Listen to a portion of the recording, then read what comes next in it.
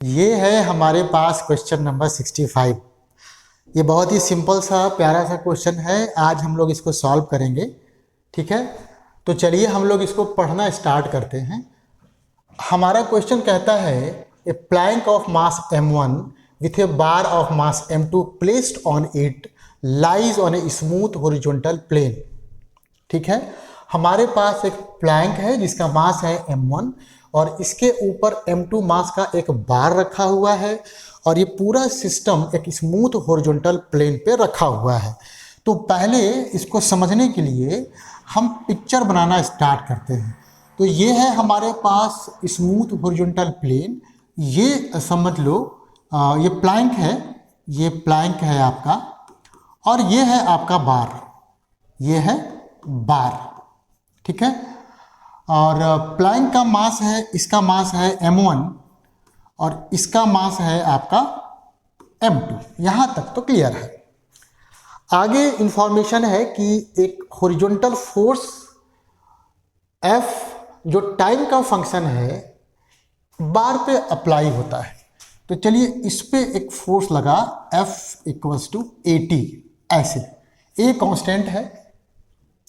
हमको निकालना है find how the accelerations of plank W1 and of the bar W2 depend on time t if the coefficient of friction between the plank and the bar is k। तो इन दोनों surfaces के बीच में ये जो coefficient of friction है वो k दिया हुआ है, ठीक। और हमें बार का और प्लैंक का एक्सेलरेशन निकालना है as a function of time t। बहुत अच्छा, बहुत सिंपल सा। तो देखो ऐसा है, इसको समझने के लिए हम लोग छोटा सा एक्सपेरिमेंट करेंगे। एक्सपेरिमेंट ये है हमारे पास कि जो बार है मेरा, ये बार और ये आपका प्लैंक, ठीक है, ये प्लैंक और प्लैंक जो है एक हॉरिजॉन्टल स्मूथ सरफेस पे रखा हुआ है। इसको हमने ऐसे बना दिया है थोड़ा सा, है ना। केवल समझना है हमको, ये दोनों सरफेस एक दूसरे के कांटेक्ट में है, लेकिन सिर्फ समझने के लिए हमने इसको थोड़ा ऊपर बना दिया है। अब जरा समझो कि अगर तुम इस पे फोर्स लगाते हो, अब फोर्स कैसा है, फोर्स है F = AT।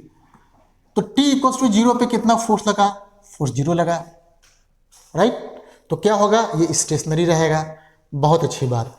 थोड़ा एक अगला मोमेंट ले लो, मतलब कुछ फोर्स लग गया। अब तो जब कुछ फोर्स लगेगा तो इसकी टेंडेंसी होगी ये इधर की तरफ मूव करे। मतलब कि अगर मैं ये एज्यूम करता कि इन दोनों सरफेसेज के बीच में किसी तरह का कोई फ्रिक्शन नहीं है, तो उस केस में अपने प्लैंक के रिस्पेक्ट में बार राइट डायरेक्शन में मूव करना स्टार्ट कर जाता। लेकिन यहाँ तो हम जानते हैं कि फ्रिक्शन है। इट मीन्स कि इसके रिलेटिव मोशन को अपोज करने के लिए प्लैंक इस पर पीछे की तरफ एक फ्रिक्शनल फोर्स स्टार्ट कर देगा, मतलब लगाना स्टार्ट कर देगा। अब आप समझिए कि जैसे जैसे आपका टाइम बढ़ेगा वैसे वैसे आपका F भी बढ़ेगा, है ना। क्योंकि इनिशियली ये दोनों कैसे थे, ये दोनों एक दूसरे के रिस्पेक्ट में रुके हुए थे। तो जो फोर्स और फ्रिक्शन एक्ट करना स्टार्ट करेगा वो स्टैटिक फोर्स है, फ्रिक्शन है बेसिकली। लेकिन जैसे जैसे आप टाइम बढ़ाएंगे, मतलब जैसे जैसे समय बीतेगा वैसे वैसे F की वैल्यू बढ़ेगा और ये भी धीरे धीरे बढ़ेगा। बट हम जानते हैं कि जब हमारा फ्रिक्शन लिमिटिंग फ्रिक्शन के बराबर हो जाएगा, उसके बाद फ्रिक्शन को हम नहीं बढ़ा सकते। तब क्या हो जाएगा कि ये बॉडी मूव करना स्टार्ट कर जाएगा with respect to plank. It means कि अपने इस क्वेश्चन को हमको बेसिकली दो टाइम इंटरवल में कंसिडर करना चाहिए। तो हमने देखिए, हमने ये जो निकाला है इसकी मैक्सिमम वैल्यू पहले निकालते हैं। जरा देखिए ये कितना होता है, ये तो k × n के बराबर होता है। तो नोट करो जरा। अब इस पर इसका खुद का एक वेट लगेगा नीचे की तरफ, कितना m2 है ना, हाँ m2g लगेगा फोर्स इस पर। ये सरफेस अपवर्ड डायरेक्शन में ये नॉर्मल अप्लाई करेगा और आपने फ्रिक्शन देख ही लिया है। तो बेसिकली हमने इसका फ्री बॉडी डायग्राम बना दिया यहाँ पर। और वर्टिकल डायरेक्शन में चूंकि इसका मोशन नहीं हो रहा है तो आपका k इंटू ये m2g इतना हो जाएगा लिमिटिंग फ्रिक्शन या मैक्सिमम स्टैटिक फ्रिक्शन। हमने क्या कहा कि मेरा टाइम, मतलब अगर मैं ये कह लूँ कि time t equals to capital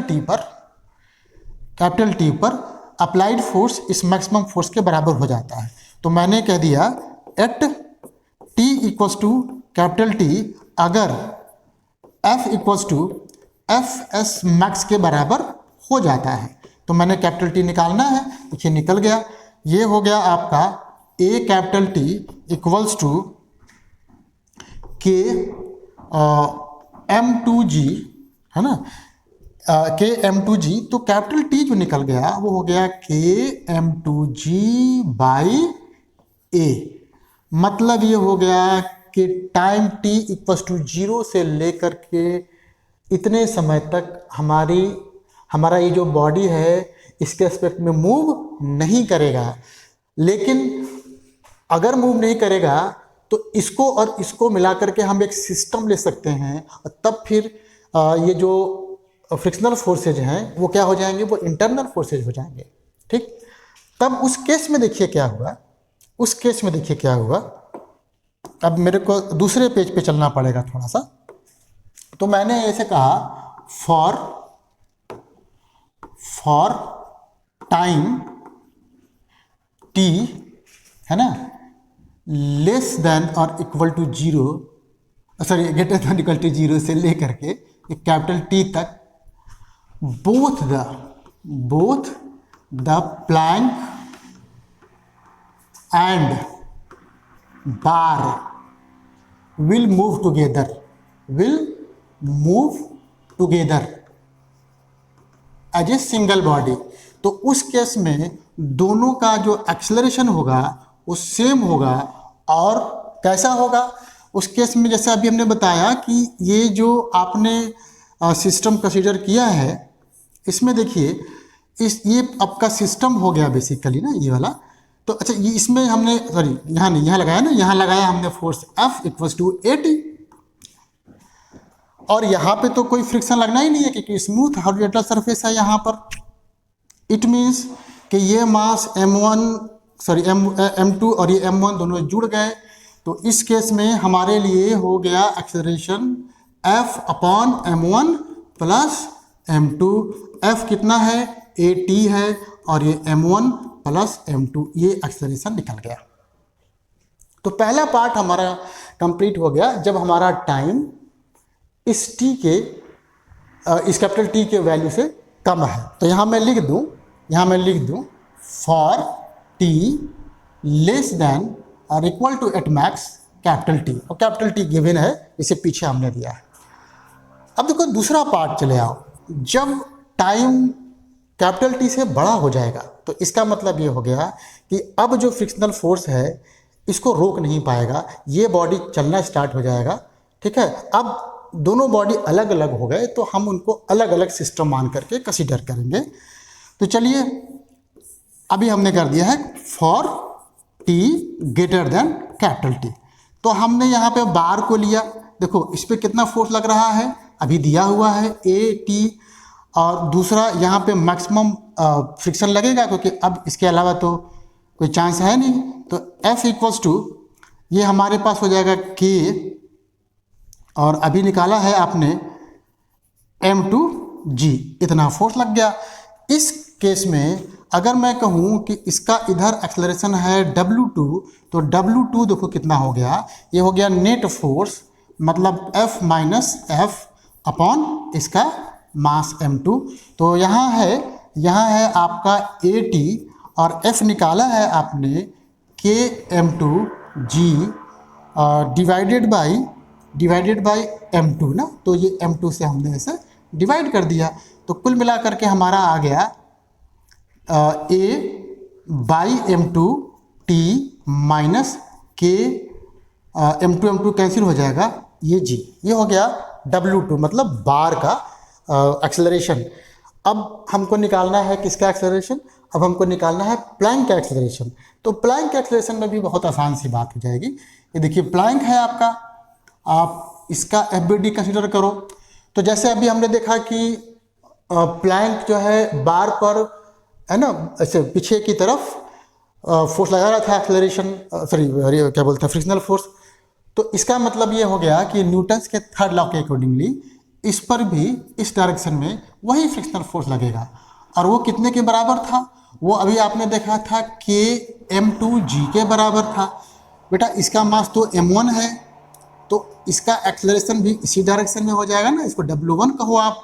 तो W1 जो हो गया आपका, ये हो जाएगा ये फोर्स अपॉन इसका मास। तो फोर्स हो गया, मास थोड़ा m1 है, ये बार बार गड़बड़ हो रहा है, तो ये ध्यान रखिए, ये m1 है, तो ये k m2g अपॉन m1 इतना एक्सेलरेशन निकल गया हमारे पास। तो क्वेश्चन तो हमारा न्यूमेरिकली सॉल्व हो गया। अब इसी को प्लॉट करना है।